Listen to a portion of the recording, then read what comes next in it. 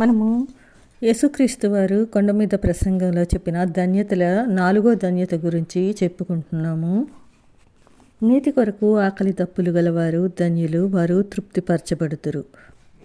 ఇక్కడ మనం నీతి అంటే సరి అయిన వ్యక్తి అని మనం చెప్పుకున్నాము. అంటే దేవునితో సరిగ్గా నిలవబడ్డాం. ఇలా నిలవబడాలి అంటే మనం దేవుని యొక్క వాక్యం చేతనే అది జరుగుతుంది. దేవుని వాక్యము మనకు ఆత్మలకు ఆహారం వంటిది. అందుకే మత్తయి సువార్త 4వ అధ్యాయం 4వ వచనంలో యేసుక్రీస్తు వారు ఇలా అంటారు, మనుష్యుడు రొట్టె వలన మాత్రము కాదు గాని దేవుని నోటి నుండి వచ్చు ప్రతి మాట వలన జీవించును అని. మన యొక్క ఆత్మలకు ఆధ్యాత్మికంగా చాలా పోషణ కావాలి. లూకాసు వార్త 6వ అధ్యాయం 21లో ఈ విధంగా ఆకలిగొనుచున్న మీరు ధన్యులు, మీరు తృప్తిపరచబడుదురు అని ప్రభు చెప్తూ, అయ్యో కడుపు నిండిన వారులారా మీరు ఆకలిగొందురు అని అంటారు. అంటే మీ ఆత్మలకు ఆహారం కోసం ఆకలి లేకుండా ఉంటే, నా కడుపంతా నిండిపోయింది అని మీరు అనుకుంటే అంతకన్నా దౌర్భాగ్య స్థితి మరొకటి ఉండదు. ప్రాపంచిక విషయాలతో మన ఆకలిని నింపుకుంటే, ఈ లోక సంబంధ విషయాలతో మన ఆకలి తీరిపోయింది అనుకుంటే అది ఎంత అవివేకమో కదా. నీతి అనేది 2 రకాలుగా ఉంటుంది. అది మత్తయి సువార్త 5:20లో చూసుకుంటే యేసుప్రభు వారు అంటారు, శాస్త్రుల నీతి కంటేను పరిసయ్యుల నీతి కంటేను మీ నీతి అధికం కాని ఎడల మీరు పరలోక రాజ్యంలో ప్రవేశించారు. ఇక్కడ శాస్త్రులు పరిసయ్యుల యొక్క నీతి ఎలా ఉంటుంది అంటే వేషధారంతో కూడిన నీతి. వాళ్ళని గురించి ఈ విధంగా చెప్తారు ఆయన, మీరు మనుషుల ఎదుట నీతిమంతులని అనిపించుకునేవారు కానీ దేవుడు మీ హృదయములను ఎరుగును. మనుష్యుల్లో ఘనముగా ఎంచబడినది దేవుని దృష్టికి అసహ్యము. అందుకే అలాంటి వేషధారంతో కూడిన నీతి అనేది అది దేవుని దృష్టికి చాలా అసహ్యకరంగా ఉంటుంది అని ఆయన అంటున్నారు.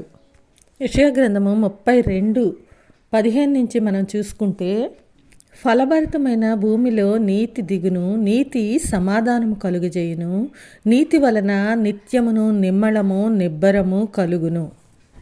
కాబట్టి మనకు నీతి ఎంత అవసరమో ఈ వాక్యాలు మనకి తెలియజేస్తున్నాయి. నీతి విషయంలో మనము ఎంత ఆశ కలిగి ఉంటామో మన ఆకలి దప్పులు అంత తీవ్రమైనవిగా ఉంటాయి అని చెప్పవచ్చు.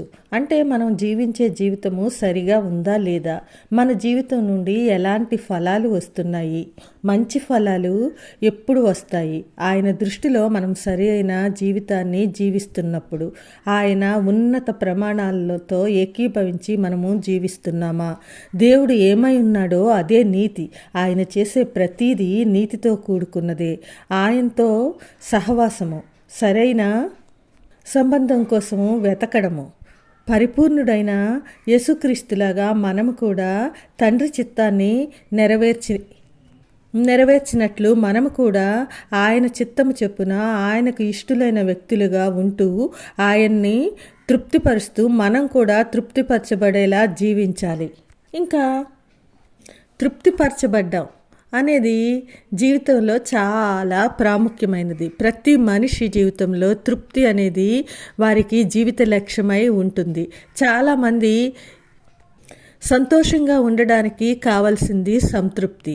అందుకే యేసుక్రీస్తు వారు చెప్తున్నారు, మొదట దేవుని నీతిని వెతకండి అని. మనము ఏ నీతి కోసం ఆకలి దప్పులు కలిగి ఉంటామో ఆ నీతిలో దేవుడు మనల్ని తృప్తిపరుస్తాడు. అలాంటి నీతితో తృప్తిపరచబడినప్పుడు మనం ఎప్పుడు సంతోషంగానే ఉంటాము. ఎప్పుడు తృప్తి కలుగుతుంది? మనము అనుకున్నది సాధించినప్పుడు, లేదా మన లక్ష్యము నెరవేరినప్పుడు మనం తృప్తిగా ఉంటాము. ఆ తృప్తి మనల్ని ఆనంద సంతోషాలతో నింపుతుంది. ఆధ్యాత్మికమైన తృప్తి. కీర్తనలు 63:1-2లో చూసుకుంటే దావీదు మహారాజు అంటారు, నా దేవుడవు నీవే, వేకువనే నిన్ను వెతుకుతున్నాను, నీ బలమును నీ ప్రభావమును చూడాలని పరిశుద్ధాలయం వైపు నేనెంతో ఆశతో నీ తట్టు కనిపెట్టి ఉన్నాను. నీళ్లు లేక ఎండి ఉన్న దేశం మీద నా ప్రాణము నీ కొరకు తృష్ణగొని ఉన్నది. అలాంటి తృష్ణ, అలాంటి తపన మనలో ఉండాలి. అలా ఉన్నప్పుడు మనలో ఉన్న ఆ ఆధ్యాత్మిక ఆకలి దప్పికలు ఆయన కనుగొని మనల్ని తృప్తిపరుస్తారు. అలాంటి కృప దేవుడు మనకు దయచేయునుగాక. ఆమేన్.